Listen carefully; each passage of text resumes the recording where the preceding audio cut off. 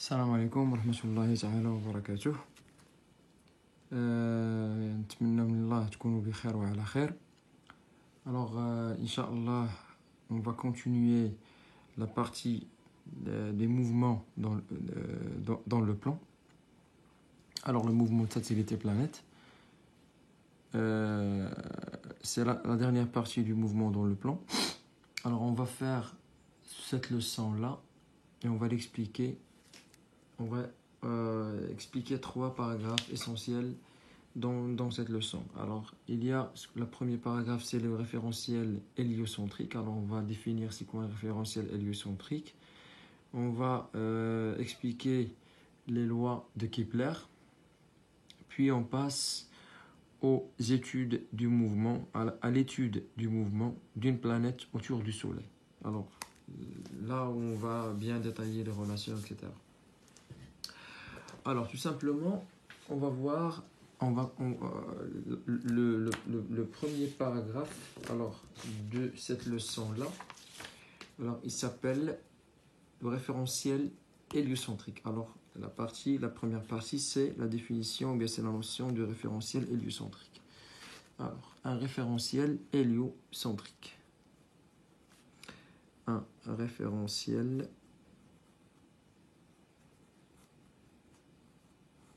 héliocentrique.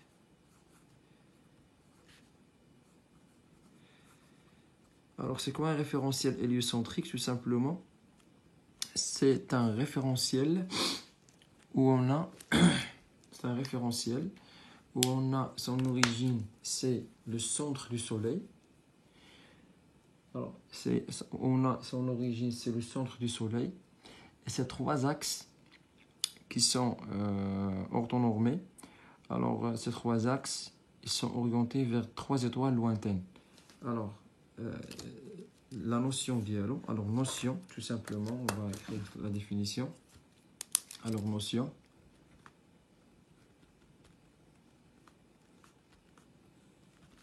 Alors, c'est quoi un référentiel? Tout simplement, c'est un référentiel. C'est un référentiel. Un référentiel d'où son origine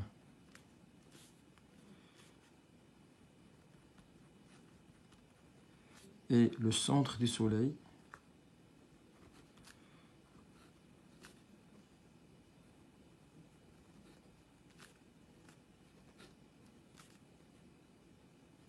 Le centre du Soleil et ces axes sont orientés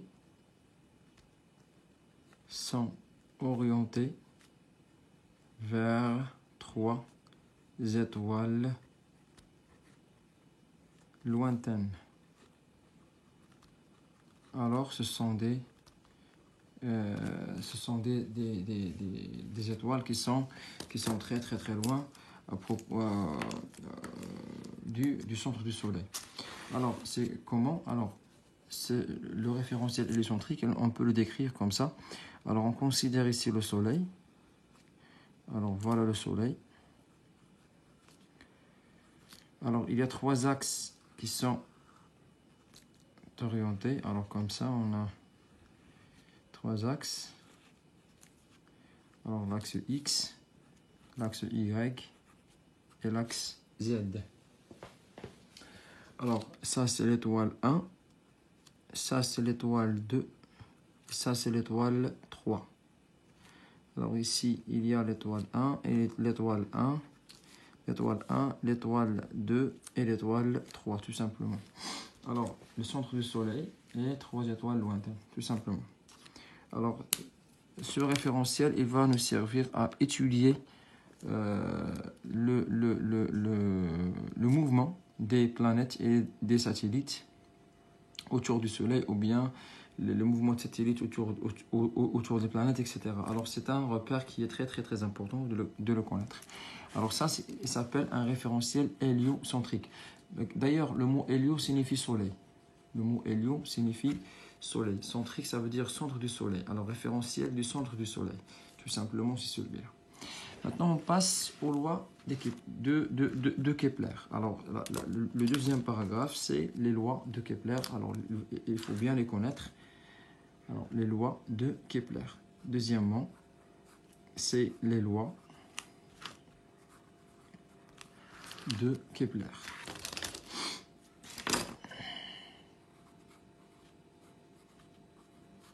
Alors, les lois de Kepler. Les lois de Kepler, alors Kepler, il a posé 3 lois. Alors, il a posé 3 lois.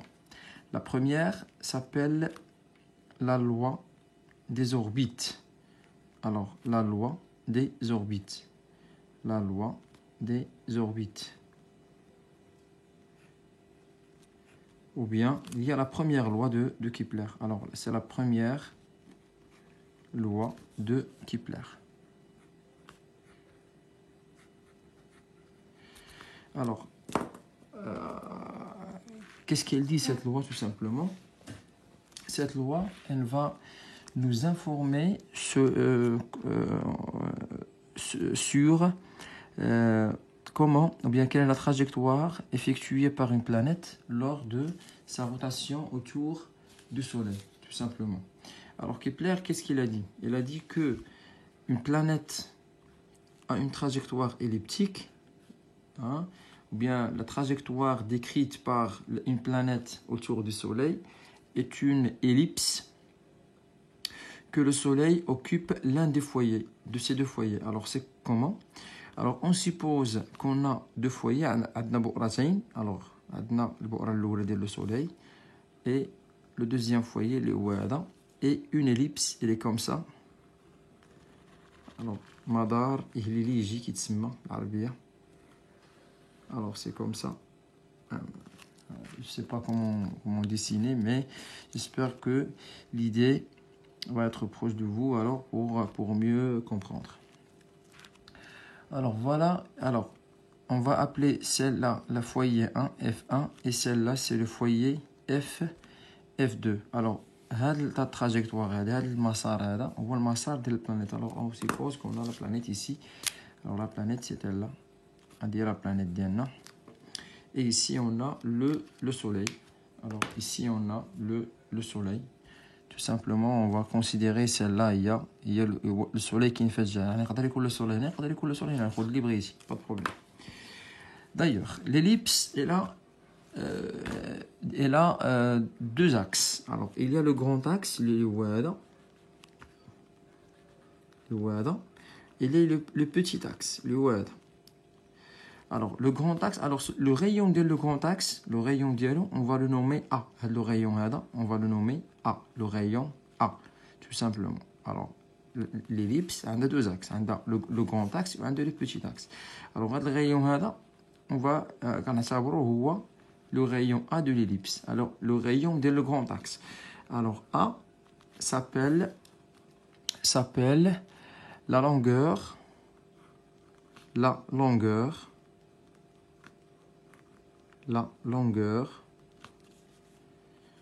de demi-grand axe. De demi-grand axe. Alors, A s'appelle la longueur du demi-grand axe. Alors, qu'est-ce qui signifie, ou bien à quoi elle va nous servir ce A là? Tout simplement, alors, si on pose, ou bien si on considère que A est la longueur du demi-grand axe, et la planète ici par exemple, la distance F1, la distance qui sépare F1 et P, si on l'additionne à la distance F2P, alors cette distance-là, si on prend cette distance-là tout simplement, cette distance-là et cette distance-là, alors on prend cette distance, puis cette distance. Alors, en F1P plus F2P, alors si on prend cette distance F1P plus F2P, on a la distance qui sépare le premier foyer et la planète et le deuxième foyer et la planète, tout simplement, on va la trouver égale à 2 fois le rayon A, tout simplement, lié à la longueur du demi-grand axe. Alors c'est 2 fois A, tout simplement.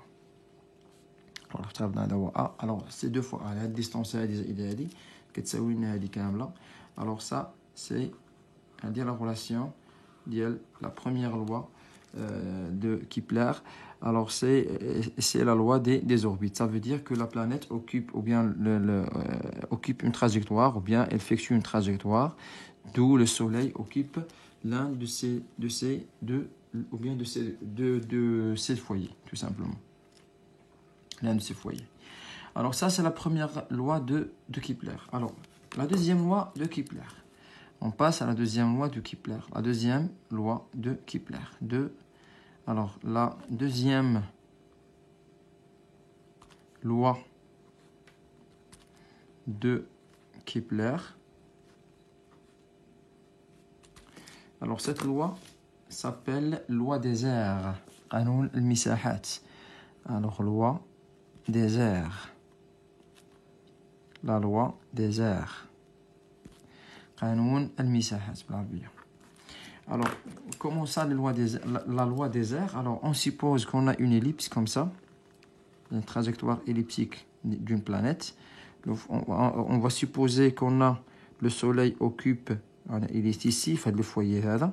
Alors, voilà le Soleil, voilà la planète. Alors, on suppose que la planète, à un instant T1, elle était ici, par exemple, à un instant T1.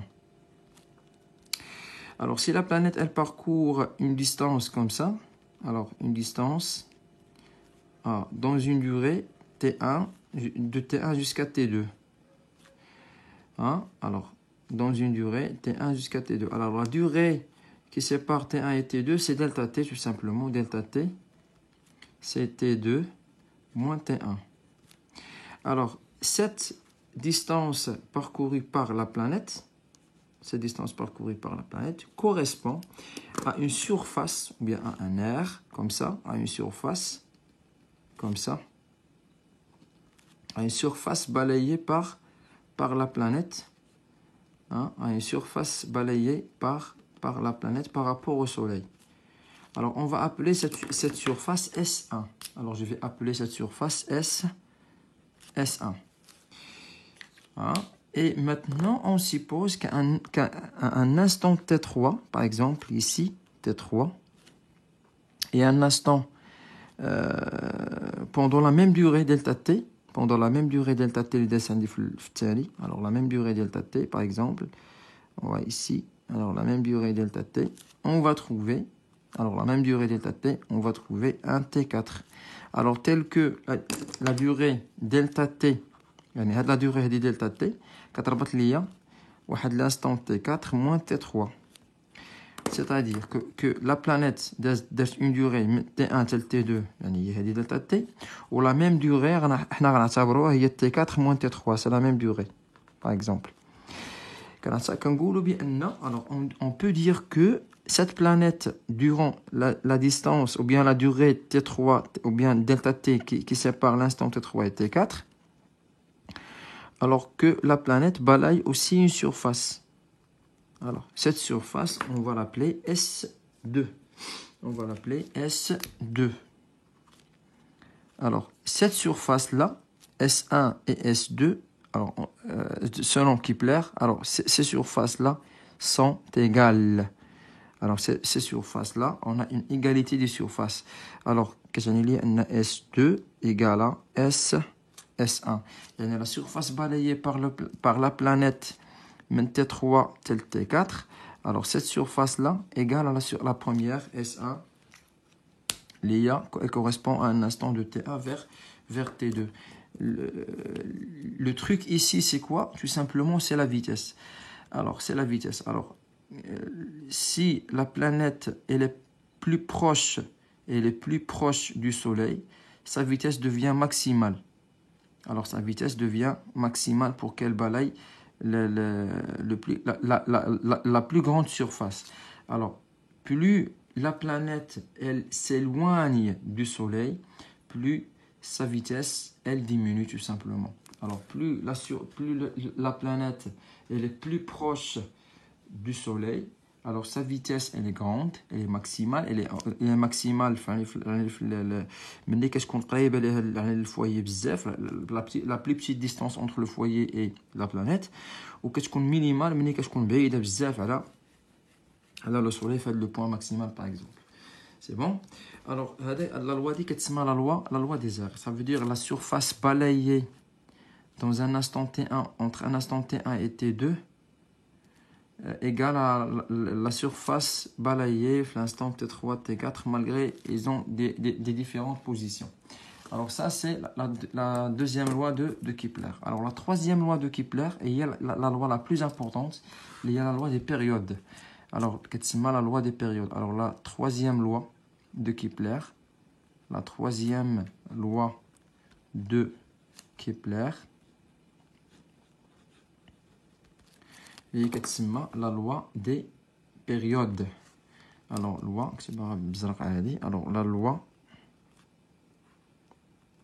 la loi des périodes. Ça c'est très important. Hein? La loi des périodes. Alors qu'est-ce qu'il dit la loi des périodes?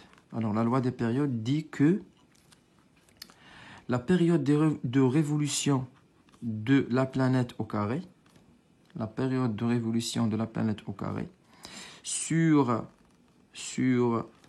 le rayon, ou bien la longueur de demi-grand axe A, la longueur de demi-grand axe A au cube, égale à une constante, dans le système international. Tout simplement. Voilà, l'expression de la constante, on va la déterminer. Faites la leçon, le paragraphe prochain, Inch'Allah. Alors, on va dire la loi, les lois de Kepler. On va نكتب لكم كتابة بزاف وداك الشيء انا شرحت دابا les lois. يعني la période اللي كدور بها la planète autour du soleil, la période ديالها sur le rayon de la trajectoire, on peut dire le rayon de la trajectoire ou bien la longueur de demi-grand axe. Donc ici avec E. Alors du demi-grand axe, alors égale à une constante K qui est valable pour n'importe quelle planète du système solaire, de notre système solaire. Alors ça c'est la loi de Kepler, les trois lois de Kepler. Alors ça c'est une loi, on peut l'utiliser quand est-ce qu'on peut dans notre exercice. Parfois il vous demande de la démontrer et de déterminer l'expression de K. Et parfois, vous devez l'utiliser comme ça, sans démonstration. Alors, c'est selon les situations d'exercice, tout simplement. Maintenant, on passe au troisième paragraphe, qui est le paragraphe le plus important dans notre cours. C'est l'étude du mouvement d'une planète autour du Soleil. Alors, étude, c'est la troisième chose. Troisième chose, étude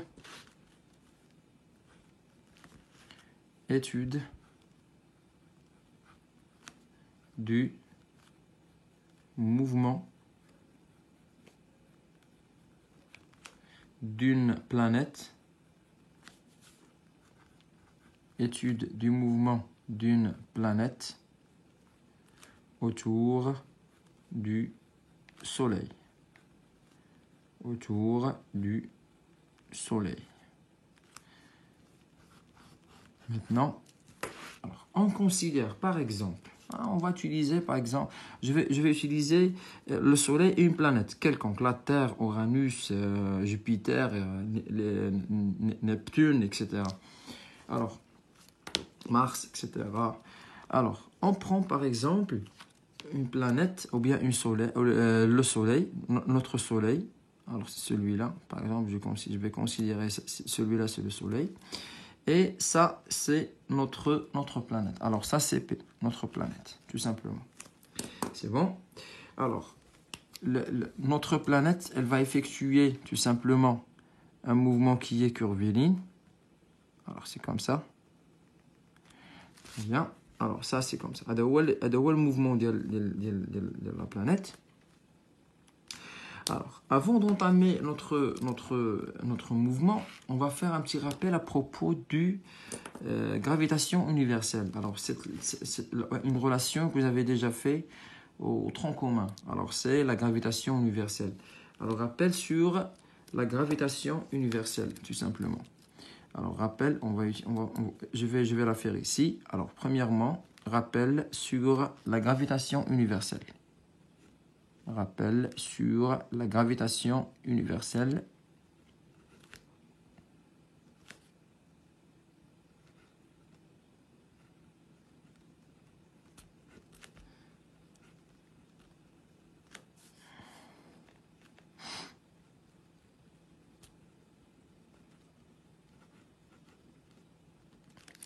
Alors, premièrement,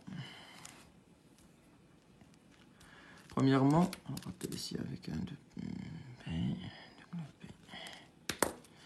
Alors, premièrement, je vais utiliser cet exemple-là.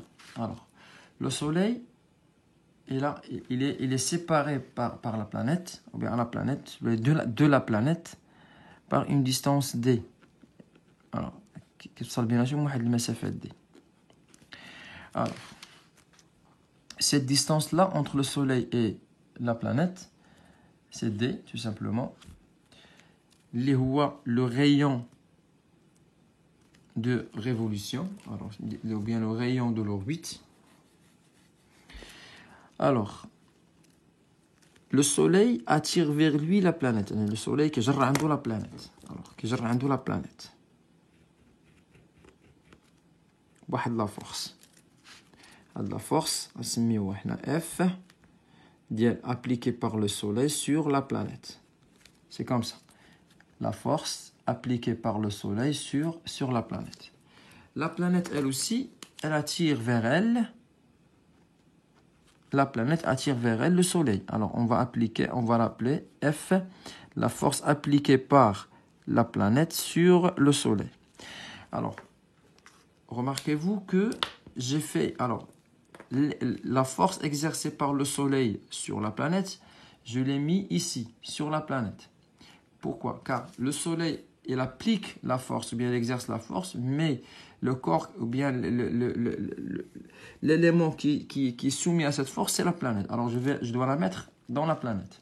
Et la même chose dans le Soleil concernant le F, la force exercée par la planète sur le Soleil. Alors, d'après la troisième loi de Newton, de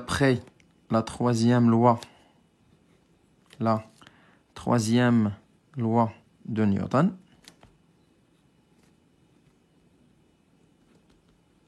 alors qu'est-ce qu'on a? Alors, les deux forces, ils ont la même ligne d'action, deux sens opposés. Alors, quand vous voyez deux sens opposés et même intensité. Alors, la troisième loi de Newton, qu'est-ce qu'elle dit? Elle dit la force exercée par le Soleil sur la planète, alors comme ça veut dire comme intensité, égale à la force exercée par la planète sur le Soleil, égale à tout simplement, égale à G, égale à une force F, égale à G, c'est la constante de gravitation universelle, fois la masse du Soleil, fois la masse de la planète, sur la distance qui sépare au carré, ou bien le rayon de révolution au carré, tout simplement.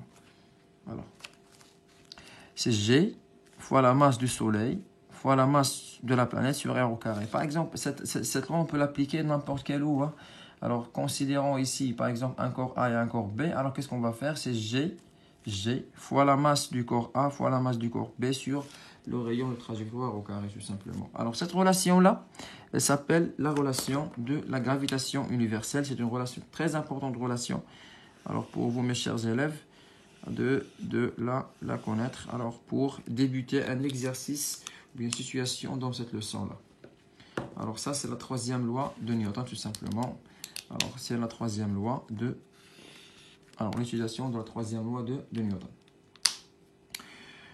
Voilà. Alors, ça, c'est le rappel. Alors, rappel sur la gravitation universelle, tout simplement.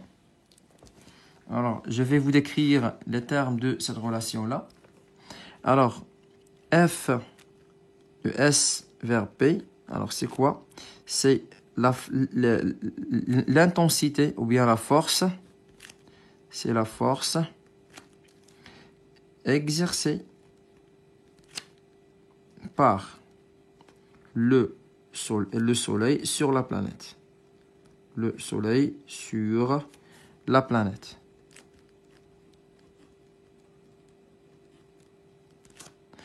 Alors, F, P sur S, c'est la force exercée par la Terre sur le Soleil.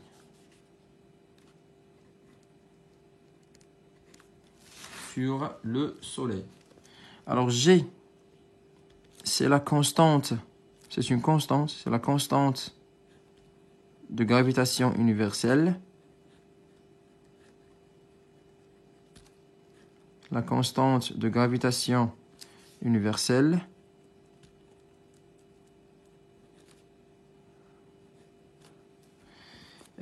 Puisque c'est une constante, elle a une valeur. Alors la valeur d'IA, c'est G égale à 6,67 fois 10 à la puissance moins 11. Alors, son unité, tout simplement, c'est le newton fois le mètre carré sur le kilogramme carré. Alors ça, c'est son unité. Alors c'est 6, ça c'est une constante, c'est 6,67 fois 10 à la puissance moins 11 newton fois le mètre carré sur le kilogramme carré. Ça c'est l'expression de G. Alors ms, c'est la masse du Soleil, ou bien la masse du premier corps. Alors la masse du Soleil en kilogrammes. Alors MP, c'est la masse de la planète. Alors la masse de la planète en kilogrammes aussi. Et on a R, c'est le rayon de révolution.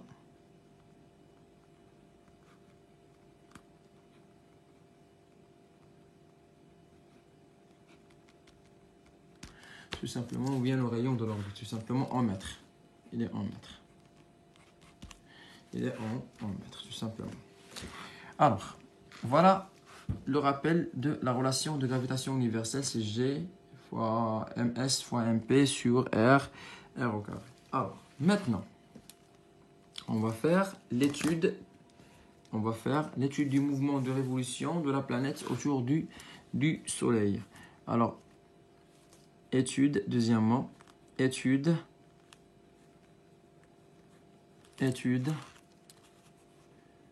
du mouvement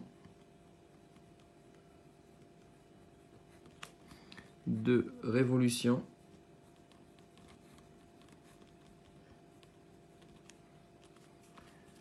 de la planète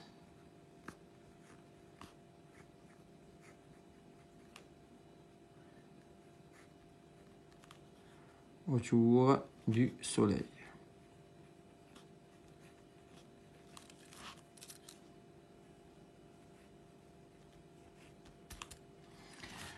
Et voilà, on va laisser cette partie-là au vidéo prochain.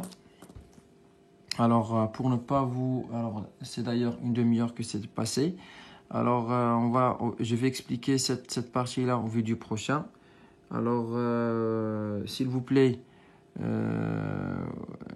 vous devez bien travailler sur cette partie-là. Alors,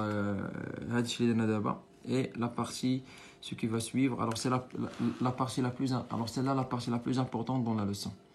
Alors, Inch'Allah, je vais vous envoyer cette vidéo, puis la deuxième, Inch'Allah, pour bien comprendre la leçon.